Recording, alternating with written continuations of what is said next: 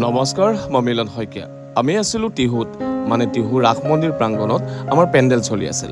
আমি আছিলোঁ টিহু ৰেল ষ্টেচনৰ একেবাৰে ওচৰতে, ৰেলৱে কোৱাৰ্টাৰতে। ভাবিলোঁ ৰাতিপুৱা ওলাই যাওঁ, পৰিৱেশটো বৰ ধুনীয়া, গতিকে ওলাই গৈ চাহকাপ প্ৰিয় যেতিয়া চাহকাপ প্ৰথমতে খাই ল'লোঁ। চাহ তাহ খাই আজৰি হৈ ষ্টেচনটো একেবাৰে লাগি আছে যেতিয়া ষ্টেচনতে অলপ বহোঁগৈ বুলি ভাবিলোঁ। কাৰণ মই দিনৰ ভাগত ষ্টেচনত বহি বৰ ভাল পাওঁ, যেতিয়া একেবাৰে কোনো নাথাকে, কোহাল নহয়, মানুহৰ ভিৰ নাথাকে, ট্ৰেইনৰ শব্দ নাথাকে, নিৰ্জনতাত বহি বৰ ভাল লাগে। গতিকে আহি বহি গ'লোঁ আৰু দেখিলোঁ সঁচাকৈ একেবাৰে নিৰ্জন হৈ আছে ষ্টেচনটো।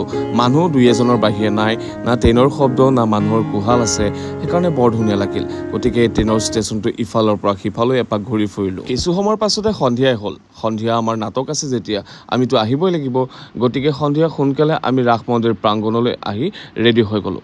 সেইদিনা আছিল টিহুত আমাৰ শেষ নিশা। ইতিহাস পৰিয়ালৰ শেষ নিশাত আমাৰ দুটাকৈ দৰ্শনী আছিল। প্ৰথম দৰ্শনী আছিল মানুহ নহয় প্ৰেমিক আৰু দ্বিতীয় দৰ্শনী আছিল ৰাম ৰাজ্যৰ লক্ষ্মণ। আমাৰ শ্ব' চলি আছে বৰ্তমান টিহু ৰাস মন্দিৰ প্ৰাংগণত। টিহু ৰাস মন্দিৰ প্ৰাংগণত আমাৰ প্ৰথম দৰ্শনী সমাপ্ত হ'ল।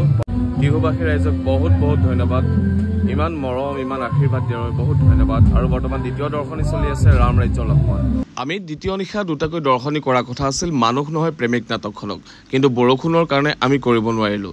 ইমানেই ধাৰাসাৰ বৰষুণ দিলে, সন্ধিয়াৰ পৰা হয়তো ৰাতি 10 মান বজালৈকে বৰষুণ দিয়ে থাকিলে, গতিকে আমি এটাও দৰ্শনী প্ৰদৰ্শন কৰিব নোৱাৰিলোঁ। তাৰ ফলত আমি শেষ নিশা দুটাকৈ দৰ্শনী কৰিলোঁ। প্ৰথম দৰ্শনী মানুহ নহয় প্ৰেমিক আৰু দ্বিতীয় দৰ্শনী ৰাম ৰাজ্যৰ লক্ষ্মণ। আৰু দুয়োখন নাটককে মানুহে ইমান সঁহাৰি জনালে, তাৰ বাবে বহুত বহুত ধন্যবাদ।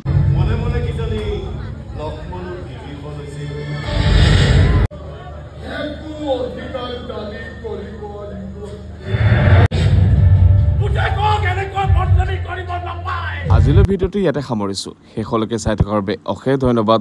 আকৌ লগ পোৱাৰ আশাৰে বাই বাই।